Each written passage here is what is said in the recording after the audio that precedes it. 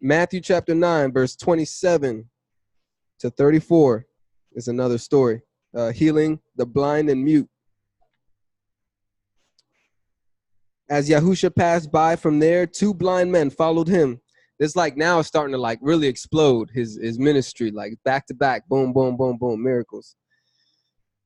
Yahusha passed from there, two blind men followed him, calling out and saying, "Have mercy on us, son of David."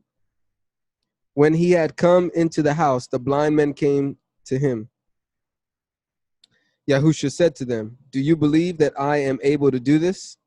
They told him, "Yes, Lord." Yes, Lord, yes, Lord, yes, yes, Lord. Then he touched their eyes, saying, "According to your faith," here's the second instance today, "according to your faith, be it done to you." Then their eyes were opened. See, these men weren't disciples of Yahusha. You don't have to be a disciple of Yahusha to be served. You don't have to be a disciple. You know, the service, acts of good works, acts of service are for all.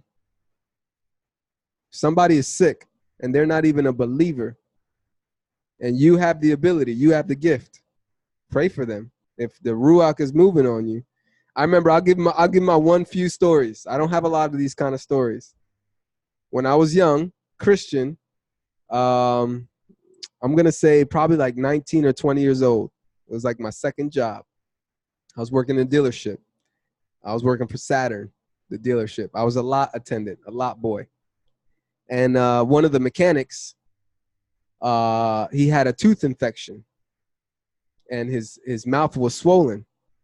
You can see his cheek was really swollen.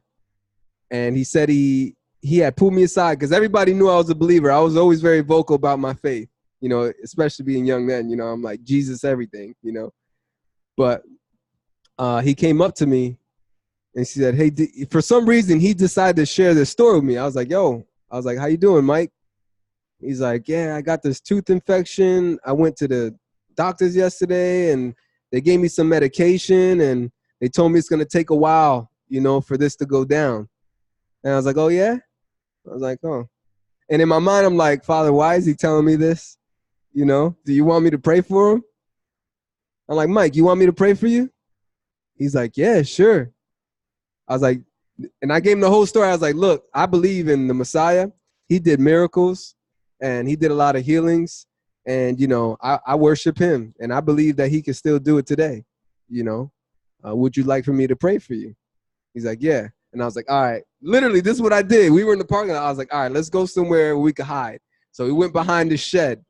We went behind the shed and I laid hands. I was like, "Can I lay hands on you?" He's like, "Yeah." I laid hands on his cheek and I prayed for him. And I remember as I was praying for him, like, you know, like there's like cloudy days where the sun is hiding behind the clouds. Literally, as I prayed for him, the cloud went away, the sun started beaming. And we could both feel it as we were both, our eyes were closed. It got real bright. And I was just like, "Oh, this is a sign of the miracle." And I got up and I woke up. What did I say? I opened my eyes and I'm like, "How do you feel?" He's like, "I felt this warmth, you know, the sun came out." I was like, "Yeah, me too." I was like, "Do you feel anything different?" He's like, "No." I was like, "All right, let me pray again." So I prayed again and nothing happened, right? I was like, "All right, man, listen, Mike, I'm going to keep on praying for you, though. I believe God can heal you, man. I believe he can heal you. I'll keep on praying for you." He's like, "All right, thanks, man. Thanks for praying for me." And he went away. The next morning, I come to see him. Well, actually, no, I'm just walking into work, and he's out there smoking with the other guys. And I'm like, "Hey, Mike." And I just look at him real quick. "Hey, Mike." And I keep walking in the garage. And he comes beside me, walks with my pace, and just walking beside me. And I'm like, "Why is he beside me?" I was like, "Hey, Mike, what's up?" And he's just quiet. I was like, "Hey, Mike, your swelling went down." He was like, "Yeah." And he had like tears. He was like, "D, I was sitting at the dinner table with my family. And as I was sitting at the dinner table, the swelling started to go down before everybody." Just faith, man. It's belief. Faith. I didn't know the true name of Yahusha and all that. Okay, I'm just practicing faith. I knew who I believed in. I knew who could heal. And he said it came during dinner while they were he was eating with his family. So I wish I could have followed up and said, yo, man, you gotta really just give your life. I don't know where he is today, if he did, but you know, we gotta, that's one thing I learned from my Christian experience is if the opportunity is before you, you know, we live in a country, right? We talked about this last week. We got doctors, we got insurance, and most people are not thinking about pray for me. They're not thinking about that, you know? And I really believe that the best miracles happen when people are asking or wanting it, you know? Not that we have to go around initiating it. Oh, you're sick? Let me pray for you. It's not the same because like they're not desiring. They're not really desiring it. There's got to be like that guy Mike came up to me. He must have came up to me for a reason. You know, he wanted prayer. So when I did ask him, would you like for me to pray for you? There was no hesitation. He said yes. You know, but like, I'm not saying that we shouldn't be asking anybody if we should pray for them, but I'm just saying like, just consider the situation and here, see if you can notice their desire. If their desire is really strong for you to pray for them, or if it's like, yeah, sure. You know, it could be a big deal breaker between whether they get the miracle or not. But let's, you know, we should look for these opportunities more. We see somebody sick, talk to them, tell them you believe in a God that does miracles. You know, I believe in a God that heals. You know, see their response. What's their facial expression? Are they going to talk about other religions? Yeah, I believe in different. Just listen to Yahuwah. What is he saying? If the Ruach is telling you, I want you to pray for this person, show him who the real God is. Take that opportunity. Do it. You know, give it a try. You know, you can't get good at it if you don't practice it. You know, so we gotta take a leap of faith. Do it. It's okay. Microphone fell. Sorry for the noise. Right there. Where was I? According to your faith, be it done to you. Verse 29. Verse 30. Then their eyes were opened. Yahusha strictly commanded them, saying, see that no one knows about this. Wasn't his time yet. Wow. But they went out and spread abroad his fame in all that land. I can't help myself. I can't help it. I know you told me not to, but I gotta. As they went out, behold, a mute man who was demon possessed was brought to him. Psychologists and doctors don't want you to read this passage here. A mute man, somebody who can't speak, was demon possessed. When the demon was cast out, the mute man spoke.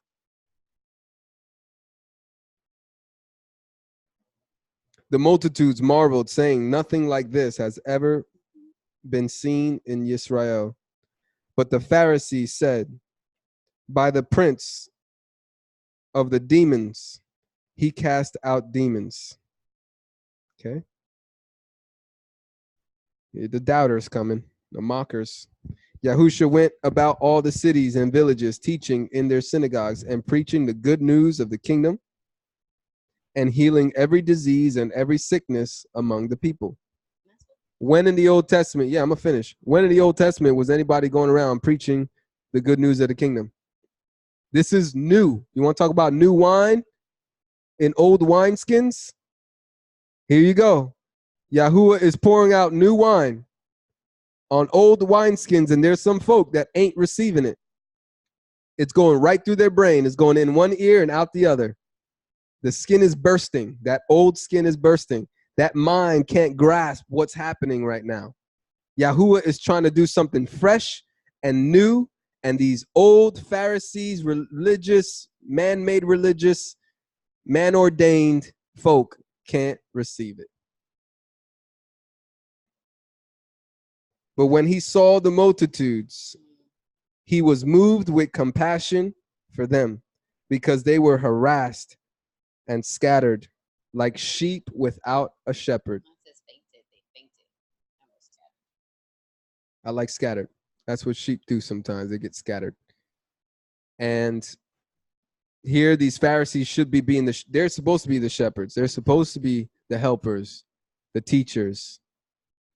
And they're not doing their job. And Yahusha is moved with compassion, feeling bad for these folk who are being misled.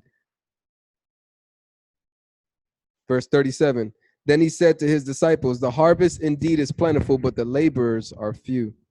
Pray therefore that the Lord of the harvest will send out laborers into his harvest. Pray to Yahuwah. That should be our prayer. We can even pray that right now, off record. We will pray that Yahuwah will raise up more laborers for the harvest. We need that. We need this gospel to go forth properly, the right way, not the Christian way where they tell us the law's been abolished and nailed to the cross and done away with. No, harmonizing and bringing harmony, unity between Yahuwah's plan, prophetic plan, to put his law on the hearts of his people and to marry and be in covenant with his bride, Israel. How? How does he restore? How does he reverse divorcing the northern kingdom of Israel in Jeremiah chapter 3? How does he reverse that? How's that possible? How are you restoring the 12 tribes? How? Sending somebody else in your place to do it for you? You can't. You got to be the husband to fix the marriage. Got to be the husband. If you're not the husband, it's adultery. If Yahusha is not the husband, it's adultery. Israel is marrying somebody else that is not Yahuwah. That doesn't make sense. So, but anyway, we gotta preach this gospel. We gotta preach this good news, and we need the Ruach. We need the Ruach in our lives. We need to be filled with the Ruach, and so we can bring forth this message. We don't want to be old wineskin trying to get new wine. We don't want to be old garments trying to get patched up with a new garment, with a new piece of cloth. We want to be a new cloth. We want to be new wineskin that can receive the wine of the Spirit. And also, wine is also known, somebody put on here on Facebook, one of the guys said that wine is also symbolic of blood. Yeah, that's true. When Yahusha had wine with his disciples, he said, this is the blood of the covenant. It's symbolic. So yeah, again, it's symbolic of covenant, you know, the blood. So if we want to receive Yahusha's bloodshed, which is the consummation or the token of the covenant, we need to be willing. We need to be ready for the new thing. So yeah, we'll pray off record. I don't like praying and recording my prayers on YouTube. So shalom. That was Matthew, the rest of Matthew chapter 9.